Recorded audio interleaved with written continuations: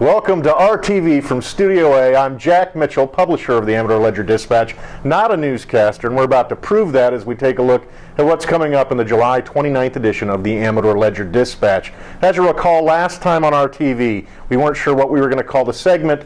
I see they've decided to call it Jack on RTV. Obviously, we're going for a youth segment there, or someone with a favorite pastime, but nonetheless, welcome to Jack on RTV. I don't know if I can say that each week with a straight face.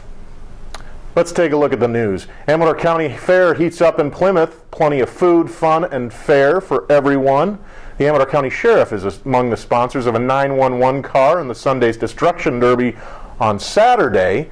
I will be a guest rodeo clown of all things as they stuff me in a barrel and allow a bull to knock the crap out of me for the viewing pleasure of those in attendance.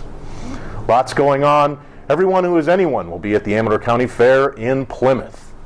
Dick Glock responds to the Amador County School of Board on the controversial $150,000 contract for the Deputy County Superintendents of Schools.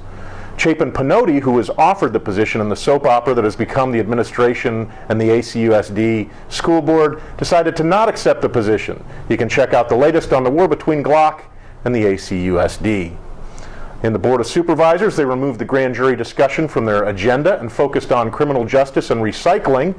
Sheriff Martin Ryan accepted an award on behalf of his department from CAL FIRE for its work during the Butte fire.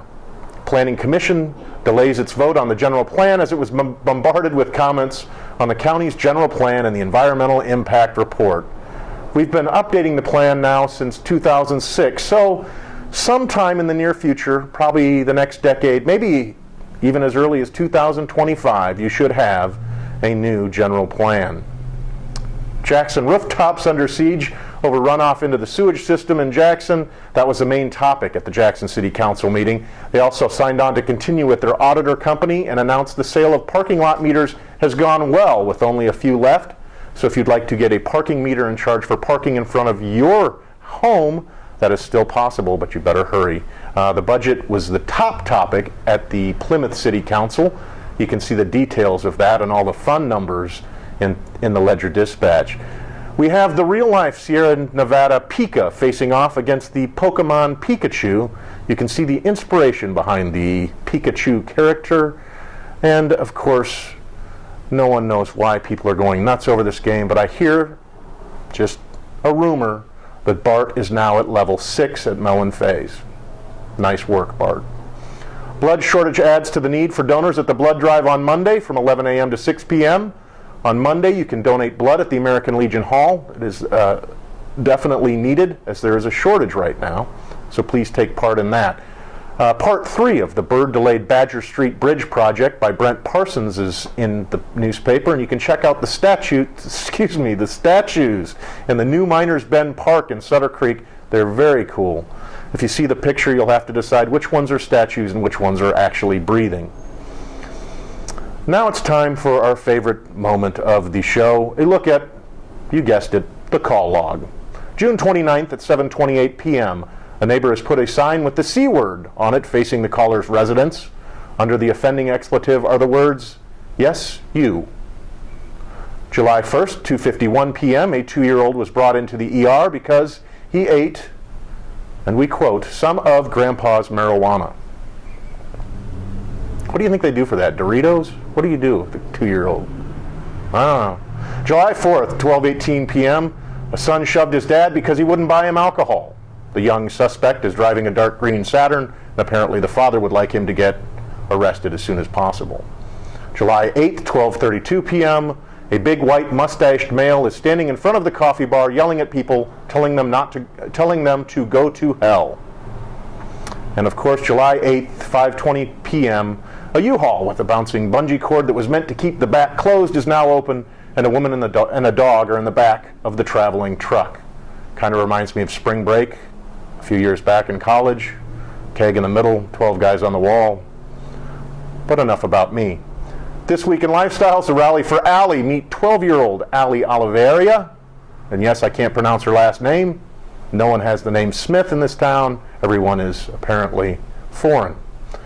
She's a resident of Jackson and a softball phenom. The 12-year-old was diagnosed with leukemia on April 27th. You can read her story and the efforts of her amazing and loving father, Mark, on August 6th from 4 to 10 p.m. I'm hoping you will join me at St. Catherine Drexel Parish.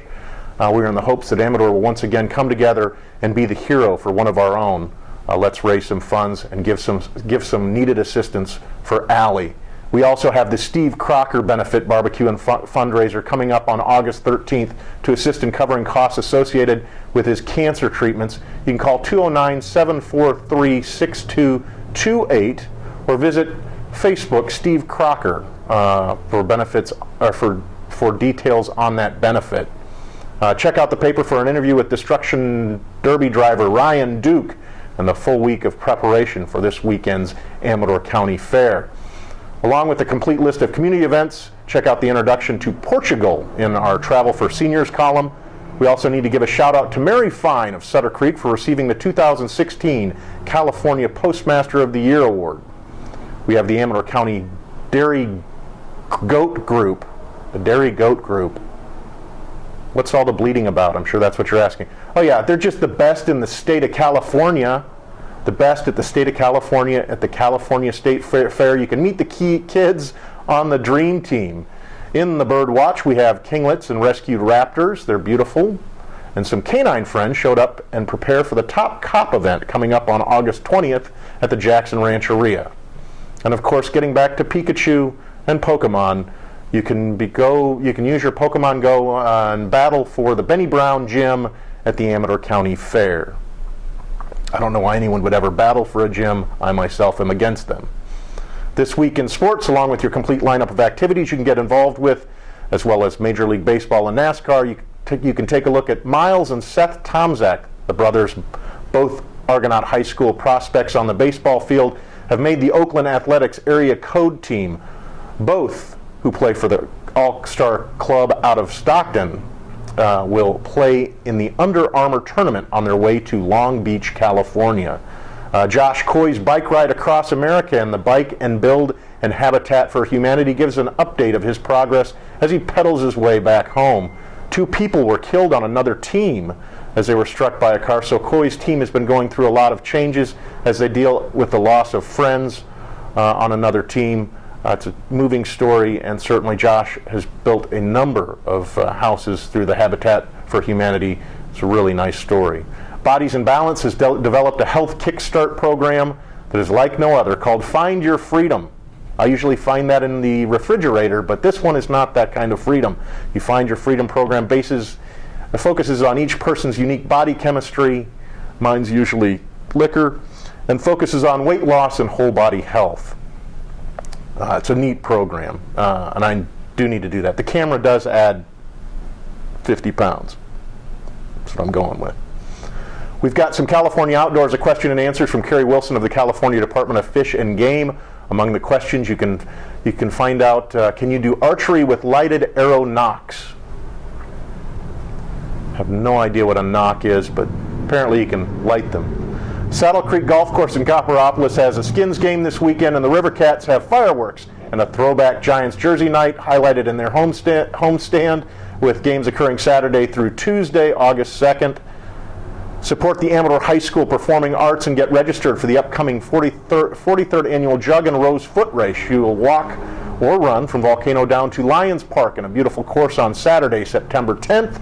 You can check out the paper for details on how to register early and locations to do so, or you can call 209-267-0108. Finally, stay safe in the summer heat if you're out at the Amador County Fair or really out anywhere. It's hot, and that heat can lead to sunstroke. Mike Sweeney will walk you through ways to beat the summer heat, which include drinking water, wearing loose clothing, lightweight, light-colored clothing, limit outdoor activities in the middle of the day, take cool showers or baths to cool down. I did not see have a beer on the recommendations, not even close, but if you see me at the fair, I'm sure that's what you will find. With that, I will end a look at the Friday, July 29th edition of the Amador Ledger-Dispatch. From RTV Studio A, I'm Jack Mitchell, and remember, if you can't read the news, be the news. We'll see you here next time, where you'll get to Jack on RTV.